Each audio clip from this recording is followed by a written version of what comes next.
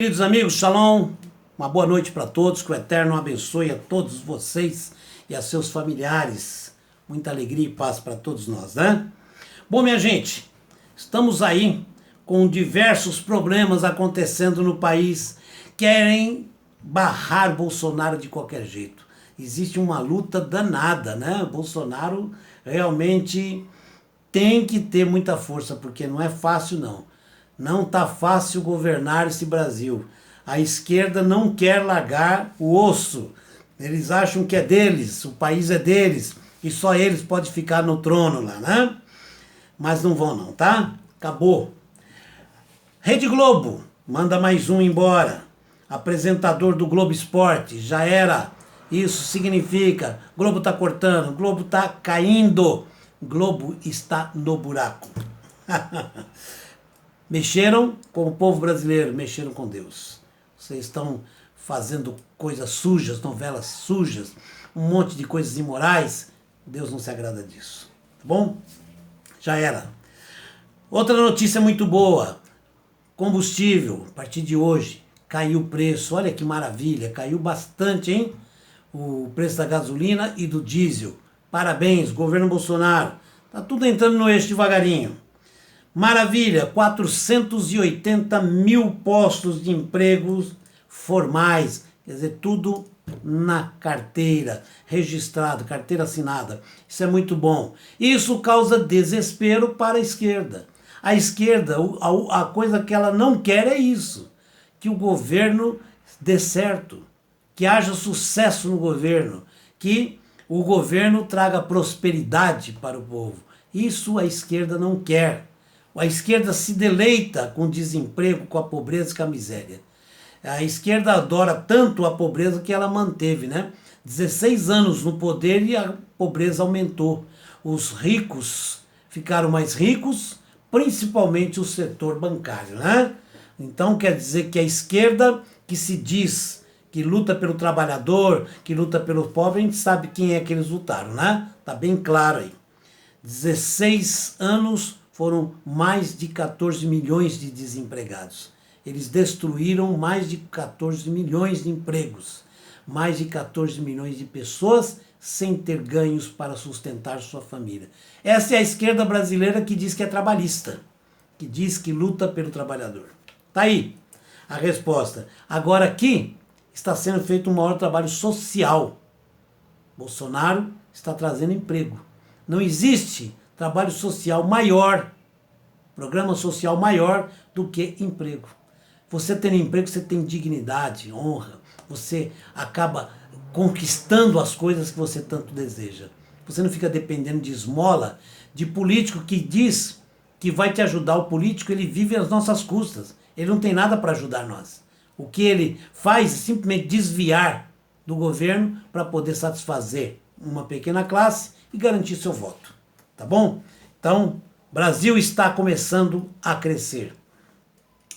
Bom, existe aí também um grande problema, que a esquerda construiu uma grande máquina, uma grande engrenagem, e essa máquina trabalha em prol da esquerda ainda hoje. Essa é a grande dificuldade para o governo Bolsonaro, porque essa máquina está lá dentro do governo e está tentando impedir Bolsonaro de prosperar de qualquer forma. Faz de tudo para atrapalhar o governo. E o governo tem um trabalhão tremendo para poder desmantelar essa máquina. E essa máquina, grande parte dela está na justiça, infelizmente, né? Então nós vamos ver aqui a Lava Jato, que faz um trabalho sensacional, elogiado no mundo inteiro. A Lava Jato tem uma dificuldade tremenda, porque ela trava uma guerra, uma verdadeira guerra, contra habeas corpus, contra o Supremo, infelizmente. O Supremo muitas vezes tem livrado muita gente que a Lava Jato prende para poder recuperar dinheiro que foi roubado, desviado. E o Supremo muitas vezes está libertando habeas corpus. Não estou falando que são todos os ministros do Supremo, não. Mas todo mundo sabe, porque é mais que amplamente divulgado, né? O nome dos ministros que fazem isso. E torna-se um obstáculo para o outro lado da justiça. Então uma parte da justiça milita pelo Brasil e a outra parte da justiça facilita a vida dos presos, dos condenados, infelizmente, né? Então eu vou ler para vocês aqui o que aconteceu nessa semana, que o Antônio Palocci foi chamado lá na CPI do BNDES para prestar depoimento. Olha só o que aconteceu. Após silêncio do ex-ministro Antônio Palocci na CPI do BNDES, garantido por um habeas corpus do Supremo Tribunal Federal, a deputada Paula Belmonte apelou ao presidente da Corte, Dias Toffoli, para reduzir as interferências que aniquilam comissões parlamentares de inquérito. Palocci foi convocado para explicar o esquema corrupto que roubou dinheiro do BNDES. A informação é da coluna Cláudio Humberto do Diário do Poder. Então veja bem, o que a deputada falou para ele? Ele foi convocado para ele explicar o sistema corrupto, para ele falar tudo. E aí teve um habeas corpus que garante para ele silêncio total, não precisa falar nada. Quer ver só? Olhem bem que absurdo. Toffoli se colocou à disposição para discutir a questão com integrantes da CPI do BNDES.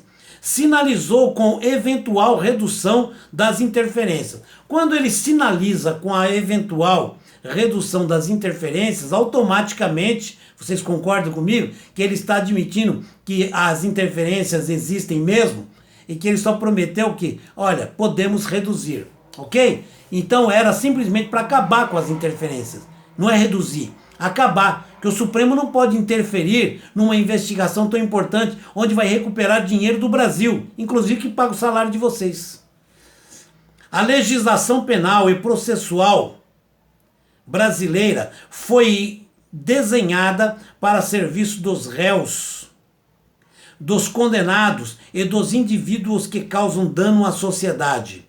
Antes do STF fazer isso, na percepção da sociedade, a lei já o fez. Graças a ela, Palocci conseguiu no STF comparecer à reunião da CPI do BNDES protegido. Então veja bem, o habeas corpus concedido pelo Supremo, na verdade, é uma proteção do Supremo para ele. Olha só, vejam só o que aconteceu.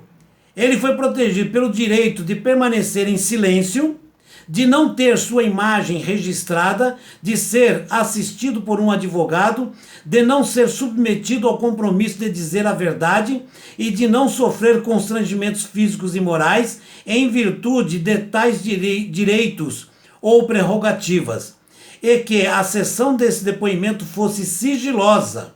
Ou seja, ele só não poderia deixar de comparecer, mas a inutilidade do comparecimento estava previamente assegurada. Então, o que o Supremo fez? Garantiu para ele a proteção dele simplesmente se omitir a confessar ou a denunciar, e estava ali previamente protegido pelo Supremo Tribunal. Para mim, eu vejo isso como um obstáculo. Há quem ache isso muito bonito, muito democrático e profundamente humano. Isso a esquerda acha, que isso é democrático. A sociedade, porém, tem outro entendimento, considera tudo isso parecido com servir medalhões de lagosta nos banquetes da impunidade e da criminalidade. Quando multidões saem às ruas, um mínimo de racionalidade, de realismo, exige que se preste atenção ao que é dito. E tem ficado muito claro que o STF dispõe de majoritário reconhecimento da legitimidade e da necessidade de sua existência, mas não encontra voz que defenda a conduta da maioria dos seus membros. Não precisa nem comentar nada aqui, né? Está firmado o conceito de que há desserviço à nação. É um desserviço que o Supremo está fazendo à nação. Ele está autorizando um criminoso que pode esclarecer muita coisa a simplesmente não esclarecer. Ele começa na insensibilidade para com a situação financeira do Estado, manifesta um cardápio de mordomias incompatíveis com a realidade nacional e vai encontrar expressão mais nítida na angústia que alguns ministros Isso é lamentável, né? Que alguns ministros extravasam quando juízes e tribunais dos andares de baixo do judiciário mandam prender figurantes significativos. É muito triste isso. Da cena política ou financeira do país. Juízes do andar de baixo, significa de outras instâncias, prendem bandidos que usam terno e gravata, estão lá bonitinho e que levam bilhões embora. E chega o Supremo e dá habeas corpus para eles. E aí chega lá Antônio Palocci, como outros, né, que tem todo um material para denunciar e acabar com todo esse sistema de criminalidade, e o Supremo dá a ele um habeas corpus garantindo a ele o direito de se omitir de falar. Quer dizer, o Supremo, traduzindo em outras palavras, o Supremo dá a proteção para ele. Não precisa confessar e nem precisa entregar ninguém. Em outras palavras, o crime está garantidamente protegido. Por quê? A única maneira de pegar os criminosos é justamente a investigação, chegar neles, juntamente com as delações de quem participou da maioria desses crimes. Aí o Supremo vai lá e fala, não precisa não, tá aqui, tá garantido. Isso é uma vergonha. Uma Suprema Corte, ao invés de colaborar com o esclarecimento dos crimes, colaborar com a Lava Jato, que tenta fazer de tudo para limpar o país dessa podridão, dessa imundície, chega lá, o Supremo dá um habeas corpus garantindo para o criminoso o direito de não falar e nem entregar quem são os cabeças, quem fez isso e nem quanto foi. Isso é vergonhoso. Nós estamos aonde? Parece um país de faz de conta. Juízes da Suprema Corte estão, lamentavelmente, protegendo os bandidos. Porque quem dá um habeas corpus desse torna-se uma vergonha nacional. O povo olha a Suprema Corte com vergonha. E depois querem punir quem sente vergonha deles. Mas não tem como conviver com essas coisas sem se envergonhar. Isso nos mata de vergonha. Se um brasileiro sai do país e alguém fala alguma coisa da Suprema Corte lá, é capaz de dizer que não é brasileiro, porque sente vergonha. Vocês são uma vergonha, não todos. Existem ministros bons, mas infelizmente em número menor e acaba não conseguindo fazer nada. Supremo Tribunal, passem a ser brasileiros de verdade, sejam patriotas, não precisa fazer injustiça, mas facilitem a captura dos criminosos, a repatriação do nosso dinheiro, facilitem o governo a salvar vidas. Nós precisamos de todas as instituições juntas, unidas, trabalhando com o governo para melhorar o nosso país, para consertar o nosso país e nos livrar das mãos dessa corrupção suja da esquerda. Se livrem, vocês não dependem mais de partidos de esquerda. Por favor, salvem o Brasil. O Brasil precisa que vocês acordem e livrem o Brasil. Vocês não precisam fazer isso conosco. O povo precisa de ajuda e está pedindo, clamando a vocês que vocês fiquem do lado certo da justiça. Existe uma divisão, um racha na justiça. Uma parte da justiça investiga, prende, julga, condena.